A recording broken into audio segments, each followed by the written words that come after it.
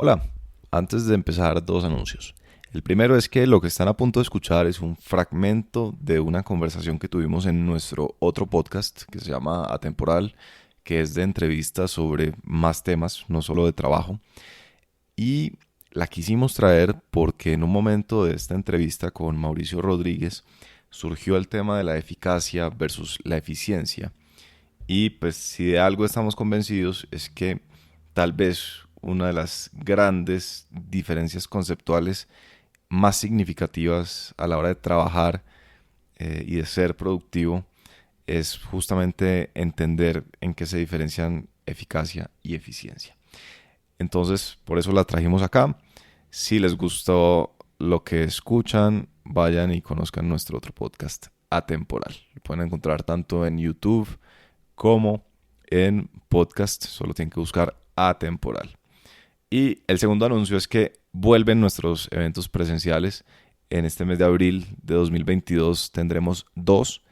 Uno, este sábado 9 de abril, será una masterclass sobre trabajo eficaz que dictaremos Andrés y Nicolás de 13%. Y el segundo, el 23 de abril, sábado 23 de abril, tendremos una tertulia con Eduardo Salazar, también entrevistado de nuestro podcast Atemporal. Y en esa tertulia hablaremos de intensidad, audacia y cómo tener una carrera exitosa a pesar de las limitaciones personales. Entonces ya saben, si están interesados en algunos de esos eventos presenciales en Bogotá, repito, escríbanos, contáctenos ya sea por WhatsApp o por Instagram y ahí les damos más información sobre el proceso. Muchas gracias y ahora sí que empiece este fragmento con Mauricio Rodríguez. En el año 2012, Mauricio, hace ya 10 años, ¿quién lo iba a pensar? Vos diste una conferencia siendo embajador del Reino Unido. Y en esa dijiste una frase que a mí me caló profundamente hasta el día de hoy. Y yo esto lo escuché por primera vez en la universidad, bastante temprano en la universidad, hace muchos años. Que decías que el problema de los colombianos no es tanto nuestra eficiencia, sino quizás es más nuestra eficacia. Hiciste, por supuesto, énfasis en la diferencia de esas dos palabras que ya te voy a pedir si lo puedes repetir. Pero arranquemos por ahí. Yo quisiera que después, una década después, nos dieras tus comentarios. Hemos mejorado en eficacia. Sigue siendo una tara grande colombiana, ¿cómo la ves? Y bienvenido a Temporal. Muchas gracias a Andrés por la invitación y a Nicolás, y un gusto conversar con ustedes. Pues ese tema está más vigente que nunca, desafortunadamente, porque el principal cuello de botella de la economía colombiana y de la competitividad de nuestras empresas es la baja productividad. Y la productividad es la sumatoria de dos componentes claves: la eficiencia y la eficacia. Muchas personas creen que son sinónimos y no es así. Eficiencia es hacer las cosas bien, con buena calidad, poco desperdicio, costo lo más bajo posible, en el menor tiempo, etcétera, etcétera.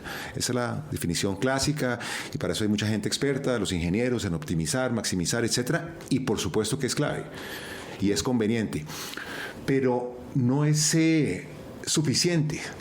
Y por el contrario, si no se piensa en términos de eficacia, por más eficiencia que se tenga, no se van a lograr resultados satisfactorios.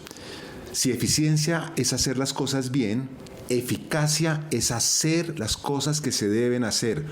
Ojo, y ahí es donde los colombianos somos muy flojos, muy malos.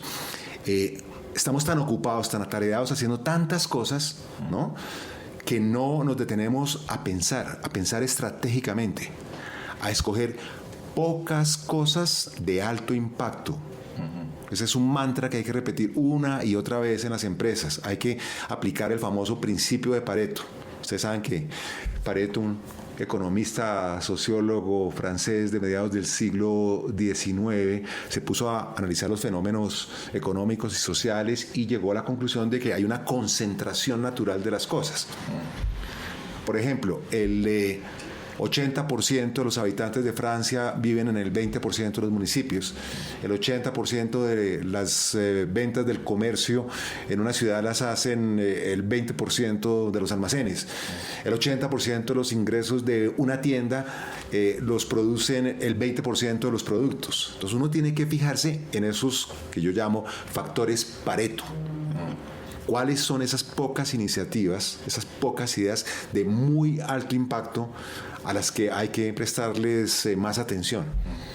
Y escoger. Strategy is choice, dicen los profesores de estrategia, los grandes gurús del tema. Entonces, antes de empezar a trabajar, que está muy bien, esa ética que tenemos los colombianos del trabajo duro y perseverante, pues está muy bien, pero si pensáramos bien antes de ponernos a trabajar como locos, podríamos ser mucho más productivos. O sea, no es solamente ser eficientes, ser eficaces. Entonces yo sí hago una invitación, aprovecho este espacio para hacer una invitación a todo el mundo a que se detenga, haga una pausa y diga, a ver, momento, en lugar de tener tantos proyectos, tantas iniciativas, tantos planes, ¿por qué no nos concentramos en unos pocos de alto impacto? Los alineamos con la visión, la misión de la organización, ponemos foco en esos pocos proyectos de alto impacto, tenemos disciplina estratégica, no estamos cambiando de estrategia cada semana o cada mes o cada 3 meses, porque por definición la estrategia es pensar en cambios cuyo impacto van a tener lugar en mediano o largo plazo. Entonces yo hago una invitación a que pensemos estratégicamente. A mí me preocupa mucho ver a tanta gente trabajando tanto, desgastándose. Trabajando mal, en esencia. Pésimo, muy mal, muy mal. Pero Mauricio, ¿vos crees que eso es, por supuesto es difícil apuntar a dónde está el error, pero vos dirías que es más un tema, una falla cultural y simplemente tenemos estas ideas fuerza que han permeado en nuestras mentes y por el ejemplo que hemos visto de nuestros padres o de nuestros tíos, pues todos tendemos a que hay que trabajar? O puede ser, y además te pregunto porque vos sos pues estudioso del tema de liderazgo, ¿vos crees que puede ser también una falla de liderazgo, de que no hay o el ejemplo o la directriz que permee desde arriba las organizaciones hacia abajo y simplemente los líderes en esta parte del trópico tienen esta idea de que montan un negocio y contratan gente y hágale, opere eso? Hágale, ¿no? De todo, ¿no? Y elogiamos a los todoterreno y elogiamos a los que tienen muchas iniciativas y muchos proyectos y que a las 5:30 de la mañana ya están chateando y a las 11 de la noche todavía están dando vueltas, y eso creemos que es lo lógico, lo sensato, el camino al éxito, y es una equivocación garrafal. Y la respuesta a su pregunta es doble. Yo diría que hay un tema cultural, sin lugar a dudas, muy marcado. Yo tuve el privilegio, la fortuna de trabajar y de vivir en 4 o 5 países, pero uno en particular me llamó la atención, que entre otras es el país más competitivo del planeta, Suiza. Allá trabajábamos de 9 de la mañana a 5 de la tarde y con una pausa de 1 hora, de 12 a 1 para almuerzo. Y estoy hablando de una gran empresa multinacional súper sofisticada, Dow Chemical. Yo trabajaba en el área financiera, pues manejando miles de millones de dólares, y todo el mundo hacía bien su trabajo, su tarea, y concentrábamos la energía y los recursos y el tiempo, que es el recurso más valioso de todos los recursos, en proyectos Pareto. Pocas cosas de alto impacto. Yo en broma digo que uno debería poner el afiche de Vilfredo Pareto en todas las juntas, los salones de reuniones de las empresas. Debería cargar a lo colombiano una estampita no de la Virgen, de Vilfredo Pareto plastificada en la billetera, poner una camándula con Pareto en el carro, en fin, porque es que yo sí creo que desperdiciamos muchos recursos disparando a diestra y siniestra, para arriba, para abajo, ensayando una cosa y la otra, y todo el mundo premiando y aplaudiendo la cantidad, la cantidad de horas, la cantidad de páginas que tiene el plan de mercadeo, la cantidad de iniciativas que está manejando cada uno. Eso es un error garrafal. Entonces, hagamos un alto en el camino, pensemos estratégicamente, e incluso pensar un buen tiempo. semanas. Pero escoger bien. La estrategia es escoger el camino. Y en lugar de arrancar por cualquier camino y después pasarse a otro camino y después tratar de tomar un atajo y después devolverse y después perderse, ¿por qué no pensamos? Aquí, entonces, yo sí creo que hay un problema cultural. No privilegiamos el pensamiento. Creemos que lo importante es acción. Pues ¿no? Está mal visto. Es que si usted llega a una oficina y ve gente no tecleando, sí, ¿cierto? Sí. O no reunida, pues usted asume que algo está mal. No, es la cosa más absurda del mundo, ¿no? Entonces todo el mundo tiene que estar ocupado haciendo algo, chateando, escribiendo. Ni siquiera se dan cuenta qué están haciendo, ¿no? Porque seguramente está chateando con un amigo o con una amiga o lo que sea, etcétera, etcétera, o escribiendo poemas, o ojalá que estén escribiendo poemas, porque esa es una de las maneras, entre otras, de desarrollar la creatividad, pero de eso hablamos más adelante. No, y esa obsesión tan ridícula con lo presencial, ¿no? Que es que tenemos que estar ahí y en la oficina y llegar y estar hasta tarde y llegar muy temprano y al que madruga Dios le ayuda. Pues yo respeto las costumbres y las tradiciones y todo, pero si estamos hablando de productividad no hay necesidad de madrugar tanto. Es más, hay que dormir. Hay que dormir, claro. Y dormir bien. Hoy estaba discutiendo con unos expertos en educación, por ejemplo, esa cosa absurda que hacemos en Colombia, que es que a los niños en Bogotá los recoge, a mi hija, el bus la recoge faltando un cuarto para las 6 de la mañana. Absurdo. Eso es absurdo. Los colegios queremos que amen la educación, que amen el estudio, etcétera, etcétera. Eso es una pesadilla, levantarse uno muerto del frío, oscuro, con una niña, en mi caso, Miranda, de 9 años, es una pesadilla montarse entre un bus, 1 hora de trancón, por favor, arranca uno muy mal. Estaba discutiendo con expertos, estaba encontrando información muy valiosa de fuentes muy prestigiosas, donde dicen que nadie debería empezar a estudiar antes de las 8:30 de la mañana. E incluso en el caso de adolescentes, lo ideal es a las 10 de la mañana. Pero no, aquí tenemos la idea de que al que madruga Dios le ayuda y que mi hijito hay que ser fuerte y valiente y entonces no sé qué tal. Y la gente se siente muy orgullosa de eso y miren los resultados de Colombia. Colombia tiene la 5ª parte de la productividad que tiene Estados Unidos en términos de capacidad de generar resultados por horas invertidas de trabajo. Entonces, hay un tema cultural, privilegiamos más la cantidad que la calidad. Hay un tema, como bien lo anota usted, de el ejemplo, no con esa intención. Obviamente nuestros padres, nuestras madres siempre tienen la mejor intención de dar buen ejemplo, y el buen ejemplo es madrugar y trabajar duro y trabajar mucho, etcétera, etcétera. Es un tema cultural y hay una falla grande en la educación. Porque en los colegios también y en las universidades también nos enseñan si usted llega a entregar un ensayo en su clase de español cortico, lo califica mal. Eso hay que llenar página, ¿no? Y hablar largo, y entre más haga uno en volumen, sin importar tanto la calidad, pues más juicioso es y más pilo es y más lo aplauden. Entonces, pues es que la instrucción en esos ensayos universitarios y de colegio es mínimo de palabras. Yo me he preguntado qué pasaría si uno cambia simple la palabra mínimo por máximo de palabras, y por ahí derecho incentiva la concreción y la precisión y la exactitud. Mire, yo estoy tan de acuerdo con eso que yo amo los aforismos. He publicado 5 libritos de aforismos. De aforismos. Tengo aforismos, tengo 2000, voy a completar 2000 esta semana, 2000 aforismos publicados en mi cuenta en Twitter, @liderazgomr. Sí. ¿Y qué es un aforismo? Es un gran pensamiento, una gran reflexión en menos de 140 caracteres que tiene Twitter, un trino, algo así, etcétera, todos los días. Y precisamente hoy, el trino de hoy, casualmente, es hablando sobre el tema de que ya se acabó la época del, entre comillas, comando y control. Los líderes y los jefes tienen que confiar en su gente.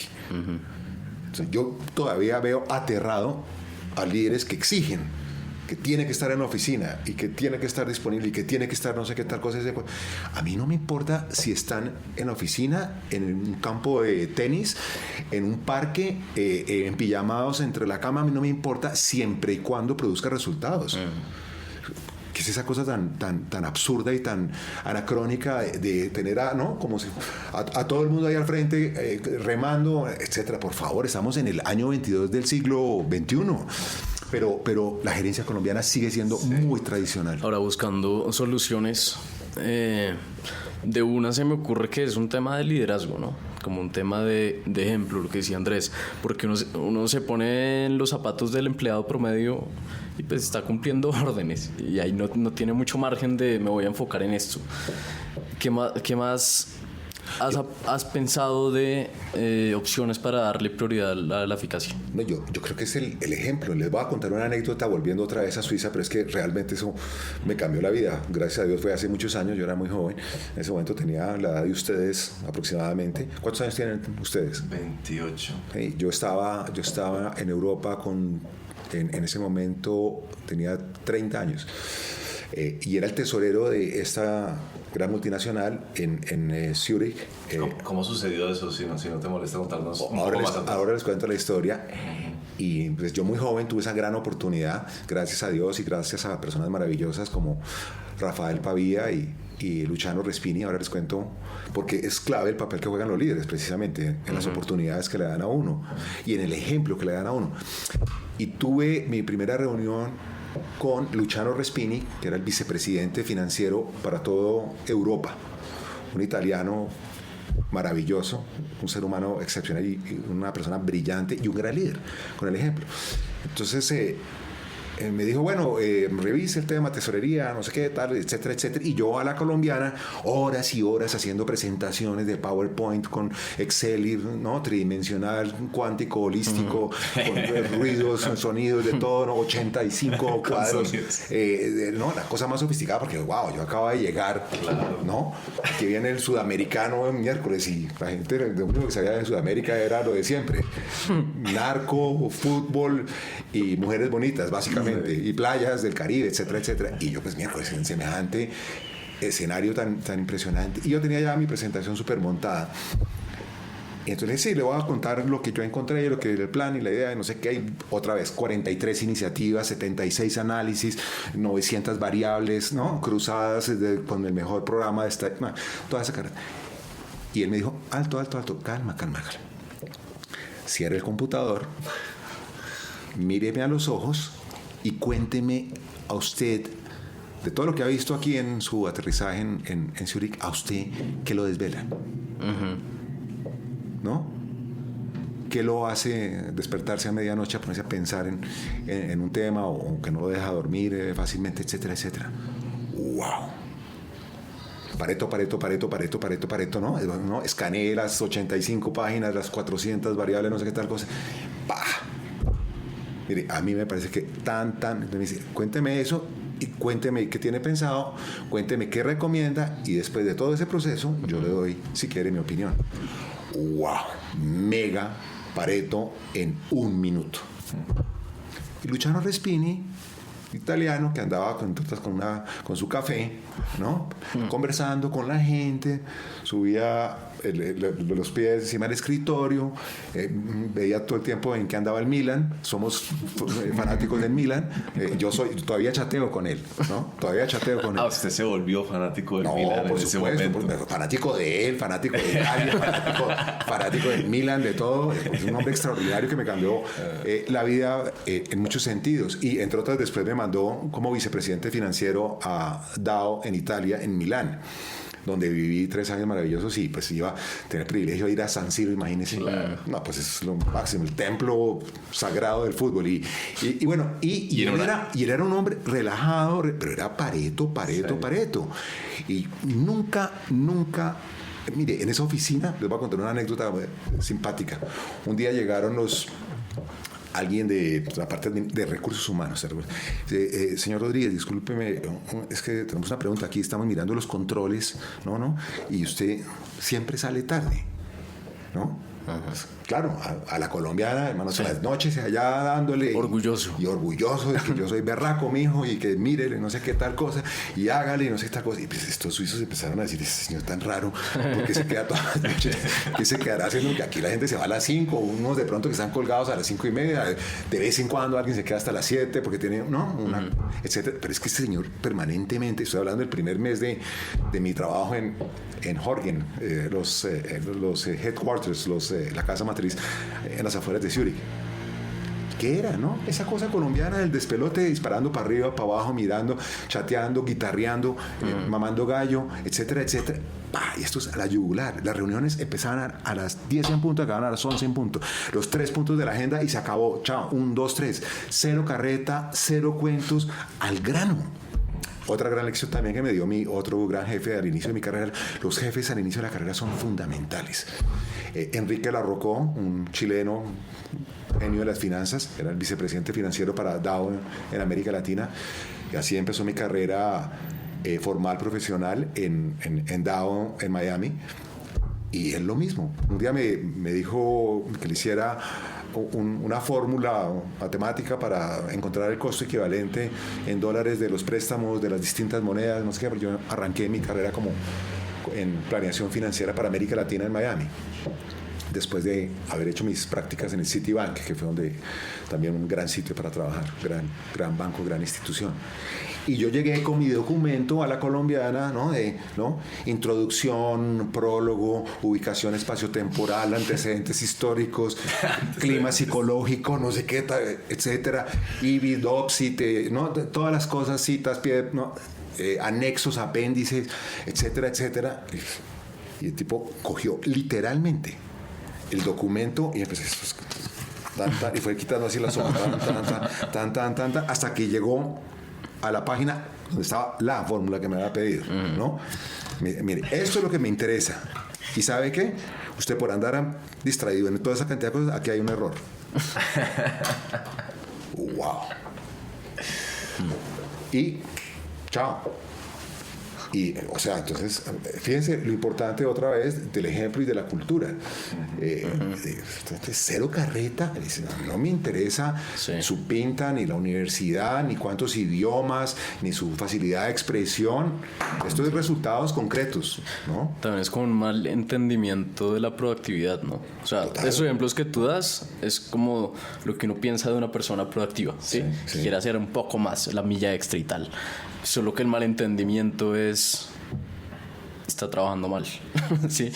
No se está enfocando en lo que es. Sí, no, absolutamente. Y por eso me da mucho gusto compartir estas experiencias, porque yo soy profesor de liderazgo, he sido profesor universitario, y esto lo repito una y otra vez en mis clases, en mis conferencias, y la gente se sorprende, ¿no? Porque yo soy de los que les digo, trabajen menos, mucho menos. Y hoy en día estoy muy preocupado porque estoy viendo un exceso de trabajo como nunca antes en mi vida había visto. Veo a las... ¿Como por la reactivación o qué? Por la reactivación, por la crisis, por el despelote. Yo nunca he visto tanta confusión como ahora. Entonces, y la gente está agotada. Mire, a mí me escriben muchas personas. Yo tengo una cuentica en LinkedIn donde escribo cosas y me escriben, pero estoy hablando de miles de personas que me escriben. Cuando hablo yo, por ejemplo, de esto, de productividad, etcétera, usted no se alcanza a imaginar la cantidad de mensajes. La gente está asfixiada. Yo incluso escribí en el periódico El Tiempo una columna hace un rato donde alertaba al mundo empresarial, y no solamente el sector privado, también las entidades públicas y la academia, los medios, todo el mundo, decir: ojo con la gente, estamos reventando a la gente, estamos equivocados, paren, hagan un alto en el camino, porque estamos haciendo que la gente colapse físicamente, emocionalmente.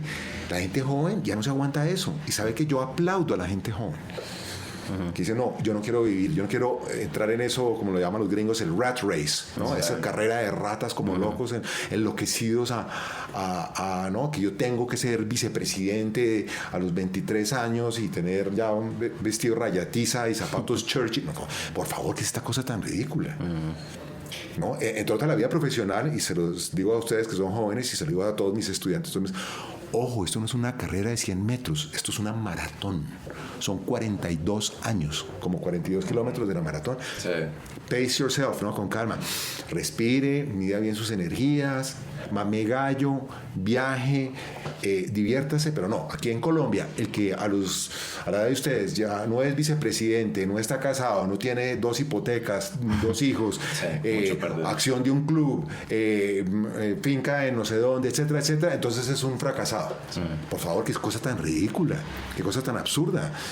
Si precisamente la vida de lo que se trata es no de tener ese éxito material, sino de tener la satisfacción, por ejemplo, como la tienen ustedes, de hacer lo que les gusta y hacer lo que les interesa. Entonces yo creo que tenemos un modelo equivocado. Creo que tenemos un modelo en general de vida equivocado. Y les voy a compartir algo curioso que estoy haciendo esta semana. Muy interesante ha sido el experimento. Le pregunté a la gente de mi cuenta en LinkedIn, Mauricio Rodríguez, profesor periodista, ¿estaría usted dispuesto a sacrificar 20% de sus ingresos por tener un día adicional libre a la semana, el viernes o el lunes, y uno hacer, etcétera, etcétera? Y estoy sorprendido, a veces me sorprendo para bien, a veces para mal, de que a este momento, no sé, hace 1 hora, 2 horas que vi, el 73% dice no estoy dispuesto, y el 27% dice yo sí estoy dispuesto.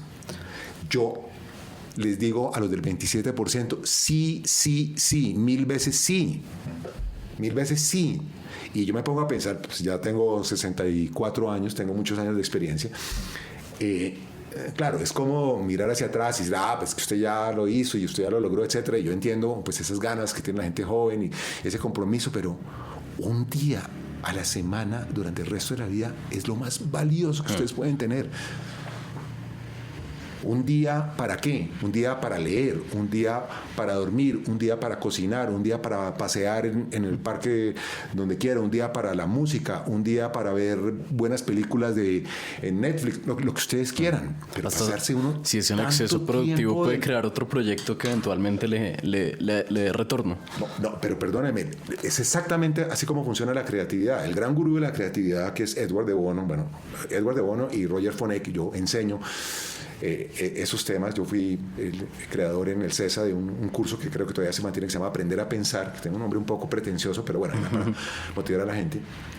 La creatividad se desarrolla cuando uno precisamente hace cosas distintas a estar 14 horas clavado haciendo presentaciones y etcétera, etcétera, y hablando con los mismos de las mismas cosas, y etcétera, etcétera. No, usted tiene que conectarse con la poesía, con la música, con la naturaleza, con cultivar bonsai, con hacer karate, lo que usted quiera, pero escaparse, literalmente dice Roger Fonek, si quiere ser creativo hay que escaparse de la cárcel de la rutina. Entonces la gente dice, no, pero es que yo tengo que trabajar. Perdóneme, cuando usted está leyendo, cuando usted está viajando, cuando usted está hablando con gente distinta, está trabajando con su cerebro. ¿Sabe qué está haciendo uno? Está encendiendo neuronas. Y entre más, es la metáfora que usa Edward de Bono, encendiendo neuronas y Roger Fonek. Y entre más neuronas encendidas tenga uno, mayor es la probabilidad de que haya una conexión original, inédita, o sea, una idea creativa. Entonces, pues es que yo lo vi, yo veía a Luciano Respini haciendo apuestas por el Milan, ¿no? y con los pies encima del escritorio y tomando café y dando vueltas por ahí, mirando por la ventana y llamando a la esposa. Siempre recuerdo la frase, butta la pasta, ¿no? Que decía, ya estoy saliendo para la casa, butta la pasta, quiere decir, vaya poniendo la pasta porque llego en 15 minutos, ¿no? Claro. Y este tipo era un genio financiero, pues era el vicepresidente financiero de Dow en Europa, y era un tipo que además le encantaba todo, la literatura, o sea, un hombre del Renacimiento. Yo soy muy amigo de la mente del Renacimiento, de Da Vinci, que es el gran ejemplo, ¿no? Da Vinci, como ustedes saben, era de todo. Da Vinci era el gran pintor que lo conocemos, pero era también hacía sus famosos diseños anatómicos. Él diseñaba, arquitecto, diseñó submarinos, helicópteros, un tipo genial. Diseñaba presas para contener las aguas del río Arno en la Toscana italiana, porque era un problema de las inundaciones. Era asesor de los Sforza en Milán, precisamente. Entonces, eran los dos hemisferios, el izquierdo y el derecho, que ustedes saben que son para cosas distintas. Y pues yo soy un gran seguidor de Bono y de Fonek. Entonces, por eso digo que hay que trabajar mucho menos. Hay que dedicarse a esas otras cosas para estimular la creatividad, que es la materia prima de la innovación. E incluso me devuelvo un paso atrás. La cadena de valor es curiosidad, creatividad, innovación. La curiosidad es lo máximo. De ahí viene la creatividad y por supuesto hay que ponerle a todo eso un método para convertir una innovación. Entonces yo sí invito a todos los que nos están escuchando y viendo a a que reflexionen sobre lo que están haciendo. Si están metidos en esa cárcel de la rutina, en esa carrera de ratas, y si eso es lo que quieren para su vida y si eso es lo que es productivo. Es más, pueden, si quieren aspirar a ganar mucha plata o tener una empresa, que es totalmente legítimo y válido. Yo no digo que todo el mundo se pueda o deba dedicar a contemplar la naturaleza, etcétera. No, todo es válido. Pero simplemente piensen otra vez, no solamente en la eficiencia, sino también en la eficacia. Y una cosa que es más importante que el éxito material o tener poder o figurar, que es la felicidad, la satisfacción personal. Al final de la vida tiene que decir, bueno, me gasté bien este tiempito, eso pasa rápido. La vida es un ratico, como dice Juanes. Cuando yo estaba sentado como ustedes, haciendo cosas igual que ustedes hace 30 años, 30 y pico de años, y digo, uy, pucha, ¿en qué momento pasó esto? Eso pasa así, volando. Y la gente al final dice, no, es que voy a dejar tiempo para los paseos después, voy a dejar tiempo para leer cuando me pensione. No, pero ¿cómo así que tiempo para leer cuando me pensione? Primero que todo, que no hay que pensionarse nunca. Yo creo que uno tiene que mantenerse lo más activo y lo más curioso y lo más creativo toda la vida. Pero uno no puede aplazar vivir. Dice, no, es que estoy ahora concentrado haciendo un patrimonio y no sé qué esta cosa. Carreta. Entre otras, volviendo otra vez al tema de los ingresos. Mire, no es por nada, pero en lugar de vivir en un apartamento de 100 metros, ¿por qué no vive en uno de 80? En lugar de vivir en La Cabrera, ¿por qué no vive en Chapinero? En lugar de vivir en Chapinero, ¿por qué no vive en La Candelaria? En lugar de vivir en Bogotá, ¿por qué no vive en Armenia? En lugar de tener un carro alemán, ¿no?, de 200 millones, pues ¿por qué no tiene una opción criolla de 60? Y si eso le libera tiempo, el tiempo es lo más valioso, para desarrollar otros intereses que además le van a servir para ser exitoso en lo que se embarque, profesor, periodista, etcétera, etcétera. Entonces piénselo bien, sean muy avaros con su tiempo, sean muy avaros en el buen sentido de la palabra, muy cuidadosos. Decir, a mí la gente a veces ni siquiera pasa, mucha gente, lo digo con respeto, pero de manera constructiva y crítica, mucha gente no vive 365 días al año, sino un día repetido 365 veces. Y pasa un año, y 2, y 10, y 20, y 30. ¡Wow! Y al final se le pasa a uno la vida y dejó de hacer muchas cosas, o se fue a acumular plata, o prestigio, o poder, y se da cuenta de que, ¡wow!, no vivió muchas cosas que hubiera podido ser muy interesantes. Tienen los italianos una frase que es il dolce far niente. El dolce far niente. El dulce no hacer nada. Y es muy, muy importante. Bueno, y eso está, ahí sí, como dicen en las propagandas, científicamente comprobado, ¿no? El cerebro que navega, que da vueltas, sí, que coge datos, imágenes, ideas, sensaciones, etcétera, de todas estas experiencias, es un cerebro mucho más creativo.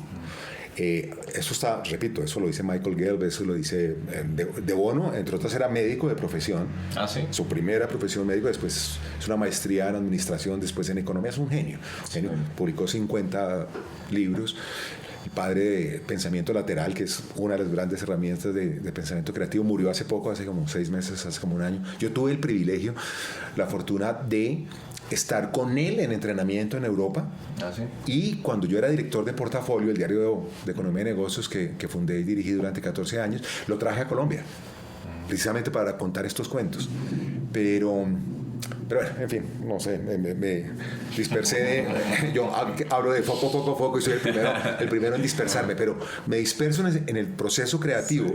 Pero una vez uno ha escogido el camino, uno ha escogido el proyecto Pareto, ahí sí tiene que tener un foco láser, sí, y disciplina y perseverancia. Ahí sí, toda esa cosa que nos han inculcado sí es muy importante, pero antes de ese foco, de esa disciplina, de esa perseverancia, escojamos bien, pensemos bien, manejemos bien el tiempo. Esperamos que hayan disfrutado de este episodio. Recuerden, en este mes de abril, 2 eventos presenciales. El primero, una masterclass sobre trabajo eficaz y estrategia de carrera dictada por Andrés y Nicolás de 13%, sábado 9 de abril. Y el segundo, tertulia con Eduardo Salazar, intensidad, audacia y cómo tener una carrera exitosa a pesar de las limitaciones personales, sábado 23 de abril. Escríbanos por Instagram o por WhatsApp para más información. Chao.